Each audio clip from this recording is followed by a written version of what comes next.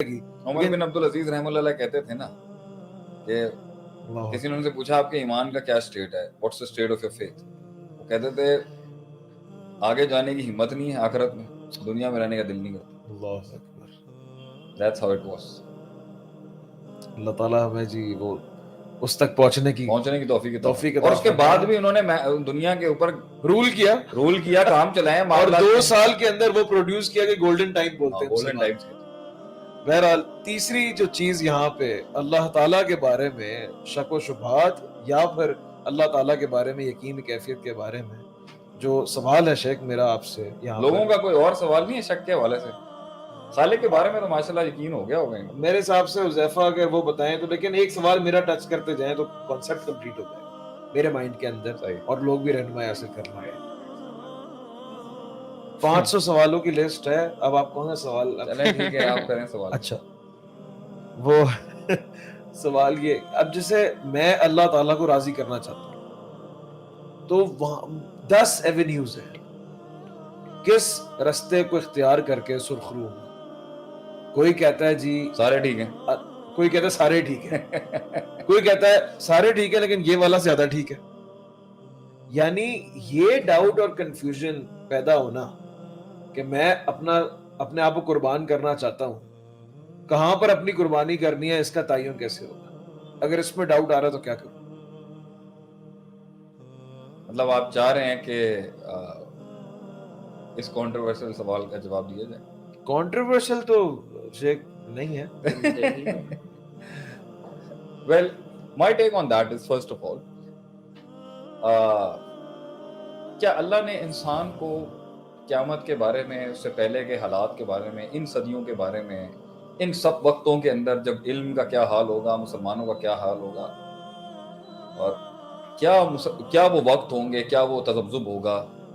کس قسم کا انسان کی وہ تکالیف کا دور ہوگا کہ جب زندہ مردہ کی جگہ دیکھ کے کہے گا کہ کاش میں اس کی جگہ ہوتا. لا تقوم الساعہ, لا تقوم الساعہ, قیامت قائم نہیں ہوگی, قیامت قائم نہیں ہوگی, قیامت قائم نہیں ہوگی جب تک کہ یہ نہیں ہوگا. وہ تقریباً ساری علامات پوری ہوتی ہوئی دکھ بھی رہی ہیں. کیا اللہ کے نبی صلی اللہ علیہ وسلم نے ہمیں اس دور کے لیے ہدایات نہیں دی تھی؟ کیا اسلام کے بارے میں اتنا سطحی قسم کا اختلاف اور سطحی قسم کا اعتراض اور سطحی قسم کا جو آرگومنٹ ہم کیسے قبول کر سکتے ہیں کہ جی ہمیں پتہ ہی نہیں ہے ہمارے نبی صلی اللہ علیہ وسلم, نعوذ باللہ, یہ کیسے ہو سکتا ہے؟ اسلام ایک ڈیفائنڈ, بہت اس کے بڑے پیرامیٹرز ہیں, اس کی بڑی ٹیکنیکلٹیز ہیں, اس نے بہت کچھ بتایا ہے کہ ہر دور کے اندر تم نے اپنے آپ کو بچانا کیسے ہے اور تم نے کیسے ڈھونڈنا ہے کہ وہ حق کہاں ایگزسٹ کرتا ہے. میں اس کے اندر کسی جماعت, کسی مسلک, کسی فرقے, کسی تنظیم کی طرف یا اس کے خلاف یا اس کے حق میں کوئی بات کرنے سے پہلے میں یہ ضرور کہوں گا کہ اللہ کے نبی صلی اللہ علیہ وسلم کا فرمان ہے کہ وہ جو وہ حق ہوگا نا, جو تمہارے دور میں جو حق ہوگا, جو 72 کے اندر اس وقت تک جو ہے جو زیادہ تر جو ٹوٹ چکا ہوگا,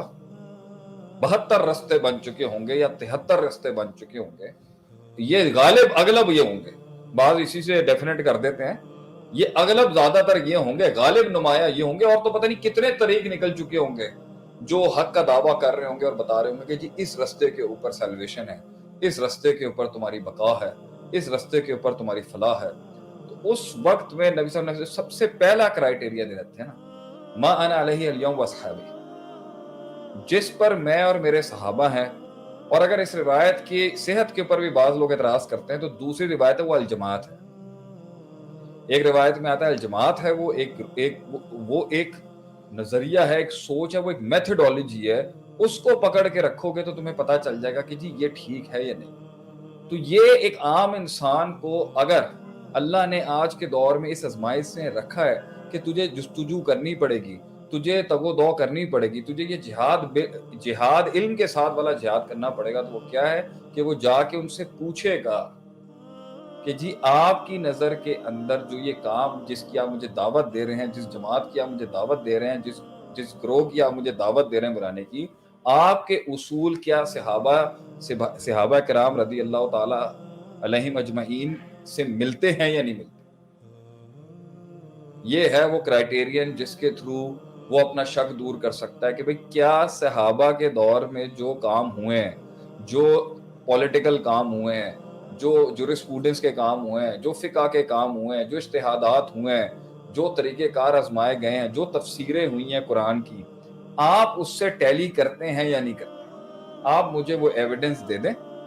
اور میں آپ کے ساتھ سہمت ہوں. اس پر اس کی کوئی پکڑ نہیں.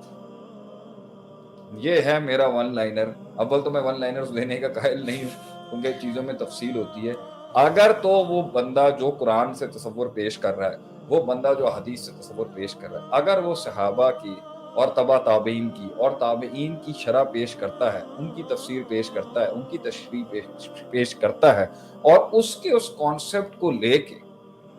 پہلے خیر القرون قرنی ثم الذین یلونہم ثم الذین یلونہم, اللہ کے نبی نے فرمایا the best generation is my generation and the ones after that and the ones after that. مطلب ہے کہ اس کے دور کے اندر چاہے جتنے بھی مسائل ہوئے ہیں, اسلام اپنی سب سے سیوڈ حالت میں تھا, ایپلیکیٹو فارم کے. تھیوریٹیکلی تو اسلام آج بھی چیلنج نہیں ہو سکتا.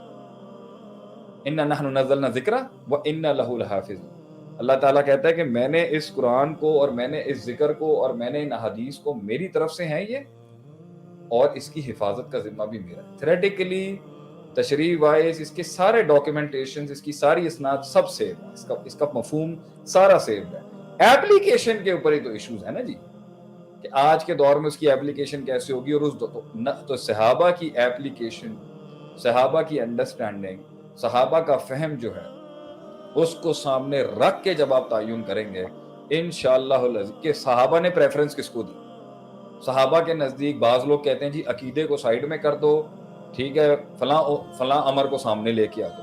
بعض لوگ کہتے ہیں کہ جی جہاد کو پہلے کر دیں, بعض کہتے ہیں جی تبلیغ کو پہلے کر دیں, بعض کہتے ہیں جی فلاں جو ہے پولیٹیکل سسٹم کو پہلے کر دیں, بعض کہتے ہیں کہ جی آپ کا علم کو پہلے کر دیں, بعض کہتے ہیں جی نماز کو پہلے کر دیں, بعض کہتے ہیں جی